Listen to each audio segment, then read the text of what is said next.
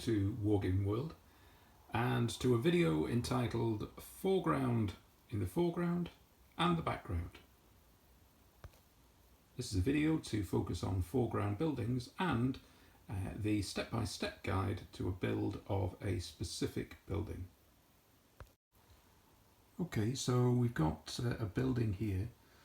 I'm putting it together and you'll follow the pictures, which are quite self-explanatory, and as we go I'm going to point out one or two things which are tricky with this particular build. One of the first things is that the first three walls as we put them together are really flimsy, and we've got to glue them together, but they're relatively delicate as we start to put them together. First of all, the major wall, the main wall that you can see, is also blank at the back, so if you purchase it and you think that it's got coloured either way for the wall, it isn't. The colour, the painted wall as it were, has to be on the inside. Secondly, one of the really tricky things is also the steps, and you'll see that there are two or three pictures here which highlight the fact that it's very important that we get this right, and you have all of the steps themselves really firmly pushed in order that once they're constructed it doesn't get in the way of the next level up, which I will point out. What I'm pointing out here is that I think this is the trickiest part of the whole build. Firstly, you could be confused because there is a smaller step that needs to go in at the top there that I've highlighted. And secondly, right on the top, once the steps are in place, the one that I've magnified here with the hole in the middle goes onto the top and then is a step onto the first floor. Now unfortunately in the process I managed to break that in half. Now it can be a difficult fit, so just be very careful when you're fitting it, just to make sure that it's a smooth connection, because that'll be the central piece which connects you to the first floor, and if it's out or faulty or at a bad angle, then ultimately the building isn't going to be straight and it could be a real tricky piece. And as I say, even in this situation I managed to break it in the process and had to cobble together an improvement. The next stage is the internal walls around the steps, and they need to be firmly placed inside to the walls, the outer walls I should say, and make sure, for me it's a large amount of PVA, which if it's good quality PVA it'll clear, and it gives it a good connection from one piece to the other. For the outer points I'd also put a clothes peg on it, just to keep it very firm and let it settle for 10-15 minutes.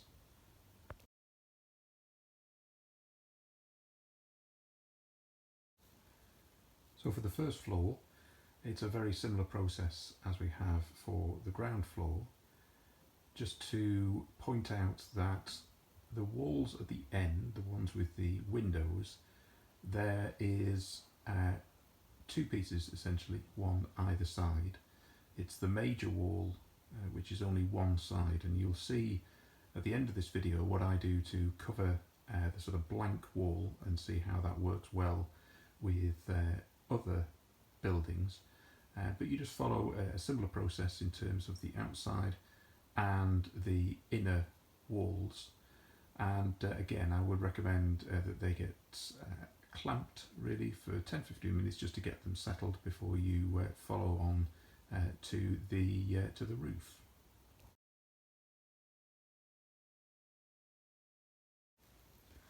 There's very few pieces for the roof, but I certainly do need this to be clamped. I noticed the fact that the one nearest to the picture also is only connected to its floor very delicately, so you need to get that well balanced to make sure that that works okay. I then, whilst that's drying along with the other two floors, then put together the doors, which are a nice detail with like a zigzag on the back, and there's even a handle for the doors themselves. Take 2 minutes to put together, and they're a good feature once you begin to add them to the main building.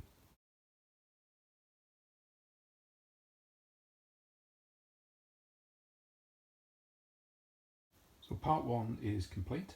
We can see how it's structured, but obviously we need to add a lot of detail.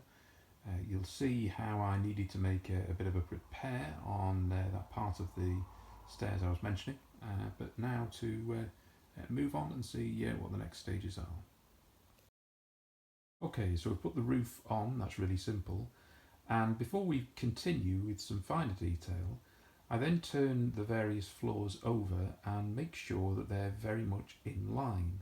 Now this is the reason why I would use PVA rather than super glue for the major pieces of work, because you still need to manoeuvre this into position to make sure they're in line, because if they're not, then the floors won't sit neatly together, and there are very, very fine pieces in the corner of the buildings which fit them together, so therefore you really need to do that. There is a point at which super glue is very useful, and you'll see this later in the video, but at this point you'll see how the corrections are made with elastic bands and also with clamps.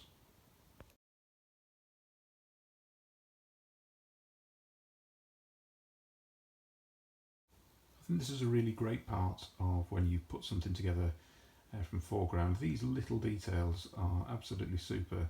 Being able to put in the red brick as if it's been the walls, been damaged, etc., and then also some of the detail across above the doors, windows, etc.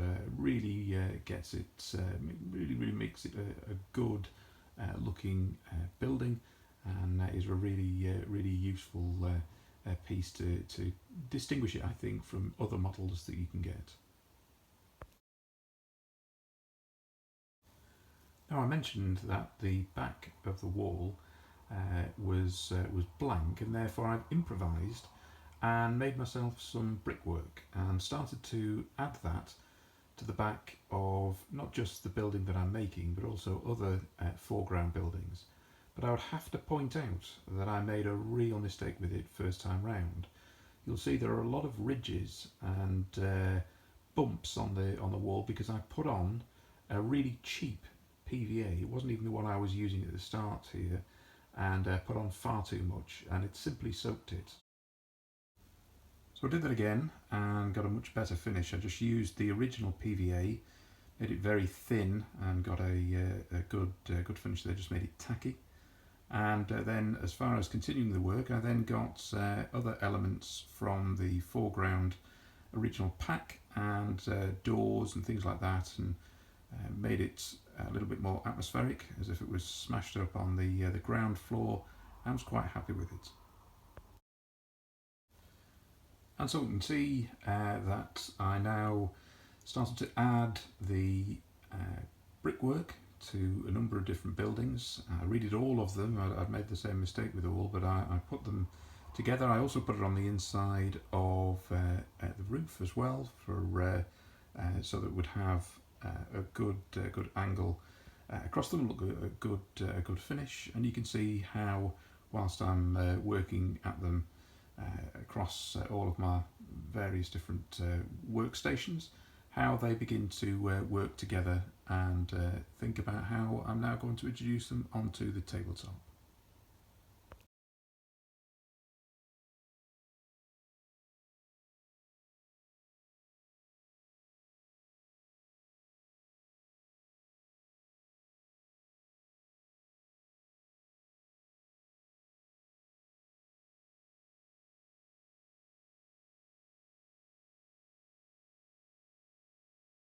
And so, just to do it justice, I've put the foreground different buildings onto the tabletop.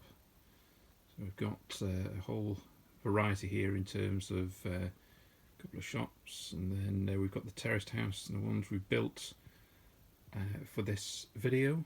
So I thought I'd just highlight as well, we've got a foreground bridge as well, it's going across the river. The folly in the background there is obviously not a foreground item, but just for scenery. And a lot of the scenery here is also from the Last Valley as well. You might recognise that for those who have it, or those who might be interested. And as we move further across again, just go in a little bit closer to the shops and you can take a closer look. This is what we've got here, and over on the other side we've got, whether you have it as a hotel or a manor house or perhaps it's a town hall. It's a really nice building. Just take a look at the back as well. So you've got doors coming out there, out into well, into the garden, into the orchard.